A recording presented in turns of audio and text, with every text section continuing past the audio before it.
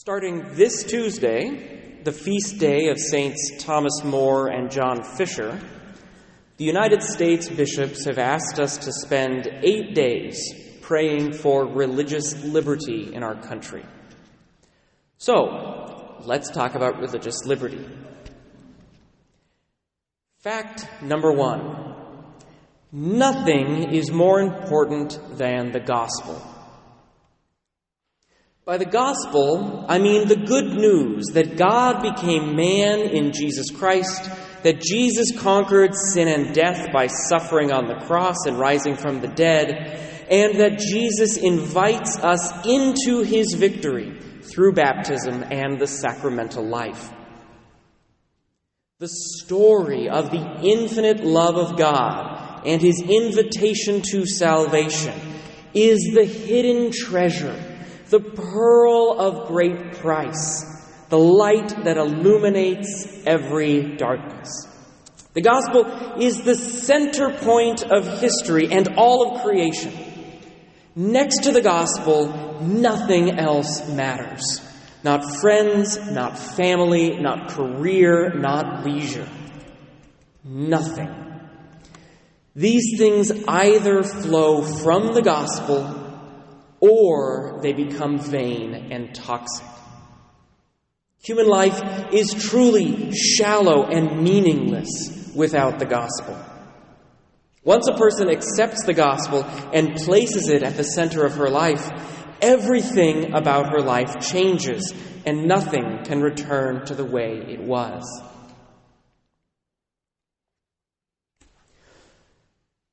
Receiving the gospel, of course, demands a response, a personal acceptance that leads to a personal witness. One cannot believe and receive the gospel without then pouring oneself out entirely in love of God and love of neighbor. Holiness of life is necessary. The corporal and spiritual works of mercy are necessary. If the gospel does not change our lives, then we have not truly received the gospel. Of course, there are plenty of people who claim to act out of gospel values, even as they act in contradiction to the teachings of the church, but such a thing is impossible. Jesus entrusted the task of preaching the gospel to his apostles, and those baptized believers in union with the apostles. Not to individuals, but to his entire body, the church.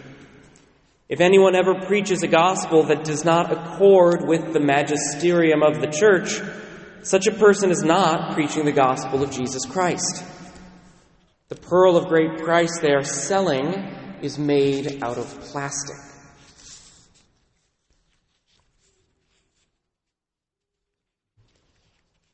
Fact number 2. We do not need anyone's permission to preach the gospel. As I said, when we receive and believe the gospel, it changes our lives, and we immediately feel compelled to act in response.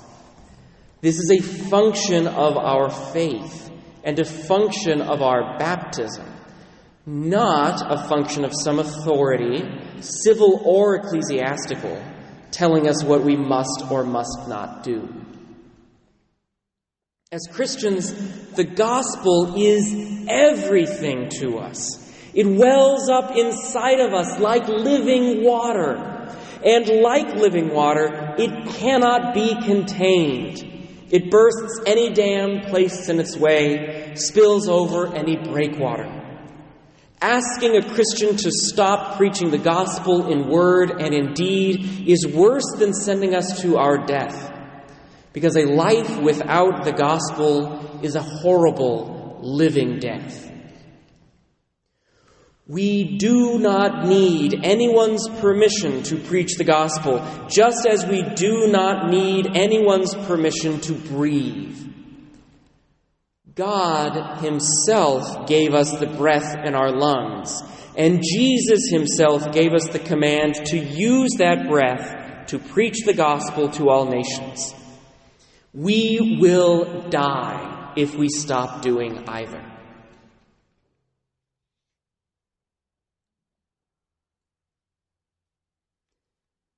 Fact number 3. The government is meaningless in the life of a Christian. If the gospel is the center point of history and the only thing that truly matters in our lives, and it is, and if preaching the gospel is essential to who we are as Christians, regardless of circumstances or consequences, and it is, then where does the government fit into all of this? It doesn't. The government is utterly meaningless to our lives. We Christians will preach and live the gospel regardless of who is in power or what that power thinks about us. The Romans crucified us. The early medievals celebrated us.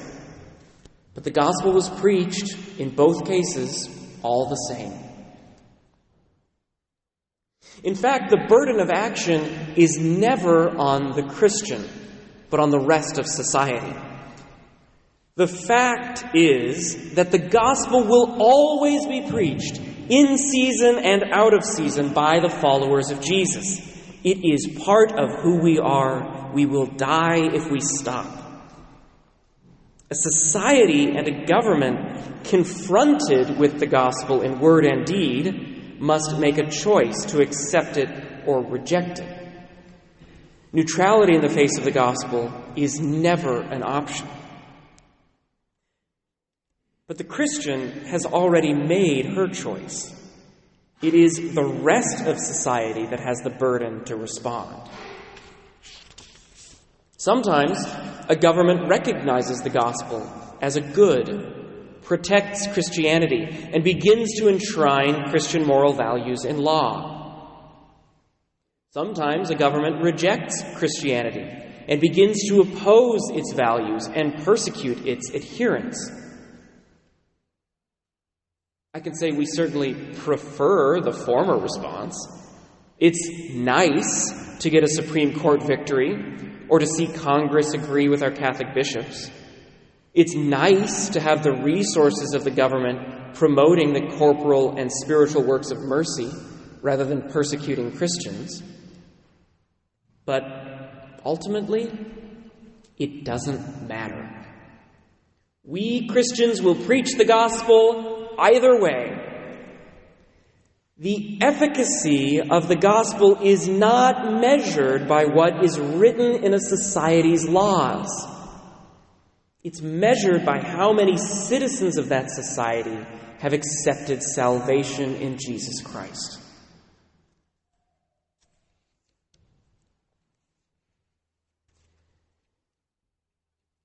Fact number 4. Generally, evangelization favors cooperation. Given that the government is meaningless in the life of a Christian, it is still better for us to cooperate with the government than to oppose it. For those who do not know Christ, government and politics is often how they express their care for one another and society. We express our care by living the gospel. Those who don't have the gospel use the government. If our default approach to government is opposition, our fellow citizens will think our default approach to them is opposition, and they will reject us when we try to preach the gospel. Only when the government mandates sin or impedes our preaching in word or deed should we ever act in opposition to it. And our opposition looks like preaching the gospel, which we were already doing anyway. We'll just keep preaching it, even if they tell us not to. In addition to this, the gospel is infinitely more important than politics. The more time we spend obsessing about government, the less time we spend bringing actual salvation to people lost in darkness. Again, unless it is a matter of sin, or an impediment to our preaching. It is much better for us to go with the flow of the laws of society so that we can spend our emotional and intellectual energies on something infinitely more important, which is preaching Jesus Christ and Him crucified. This was and is particularly true of COVID, and why I got so mad about all of the hate directed at the government. Because the government doesn't matter. Jay Inslee doesn't matter. These are incredibly unimportant entities and people and things. Only Jesus Christ matters. So we have to ask ourselves, did we spend more time in the last 16 months arguing about the teachings of the governor or the teachings of the Lord? Did the things we fought about justify every soul that was lost because they did not hear the saving message of Jesus Christ?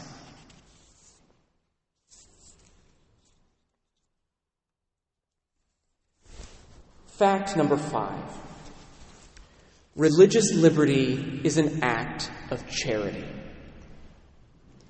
If the government doesn't matter in the life of a Christian, then what is the point of religious liberty? Why fight for it or pray about it if we are just going to preach the gospel anyway, whether they applaud us or send us to the Colosseum? 4 reasons. First, lack of governmental opposition gives us a lot more options in how to preach the gospel in word and deed.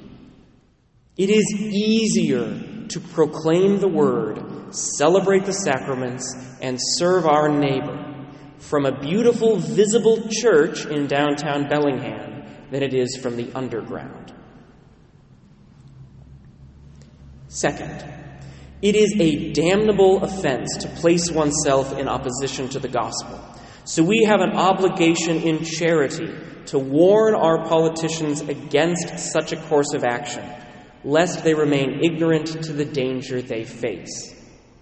This is the act of charity that Saint Justin Martyr performed for the Emperor Antonius Pius. But you can tell by Justin's name that was in vain. Third, not every Christian is ready to be a confessor or a martyr. In the face of opposition or death, many people will abandon the gospel. For the sake of those whose faith is weak, myself included, it is better to fight for religious liberty now than to face the temptation to apostatize later. Finally, and by far most importantly, the greatest good for our fellow citizens, the greatest thing that can ever happen to them, is for them to hear the message of the gospel. And so it is out of love for them that we have to fight against any restriction on our ability to preach the saving message of Jesus Christ.